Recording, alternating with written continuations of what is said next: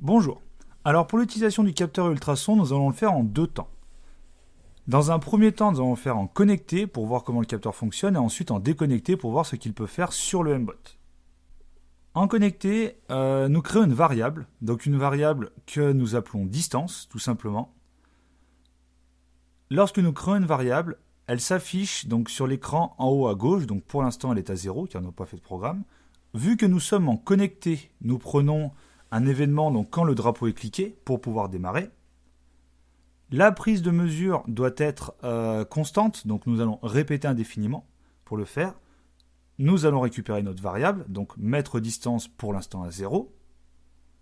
Et nous allons remplacer ce 0 par la distance mesurée par le capteur ultrason.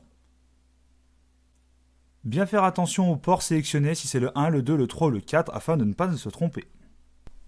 Lorsque le programme a été téléversé dans le MBOT, il ne reste donc plus qu'à appuyer sur le petit drapeau vert afin de démarrer. Lorsque le programme est démarré, comme on peut voir, la valeur de distance donc fluctue. Alors les valeurs est très précises, donc ça veut dire qu'elle fluctue constamment. Cette valeur est soumise à une variation aussi possible à cause des piles ou à cause de l'objet en lui-même, c'est-à-dire s'il est gros ou s'il n'est pas gros. Comme on peut voir, si l'objet se rapproche, la valeur diminue, et si l'objet s'éloigne, la valeur réaugmente. Donc le MBOT peut utiliser ce capteur-là comme ses yeux pour s'arrêter ou pour éviter un obstacle. Maintenant que le prémis sur l'utilisation du capteur et ultrason a été fait, nous allons l'utiliser dans un cas concret. Donc pour cela, comme à chaque fois, un MBOT génère le code afin de pouvoir le rendre autonome. Ensuite, nous nous rendons dans Contrôle pour récupérer un attendre jusqu'à, donc qui sera notre condition de départ. Le attendre jusqu'à, c'est le bouton pressé, donc nous attendrons jusqu'à que le bouton soit pressé pour pouvoir démarrer le MBOT. Suite à ça, nous allons récupérer un répéter jusqu'à. Donc c'est-à-dire que nous allons répéter l'instruction qui sera à l'intérieur, jusqu'à que la condition soit vraie.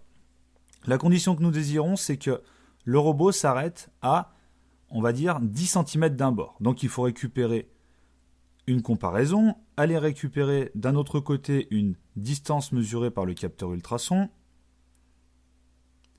et en fixant une valeur, donc dans notre cas, 10 pour 10 cm. Ce que nous désirons répéter jusqu'à la valeur 10, c'est que le robot doit avancer.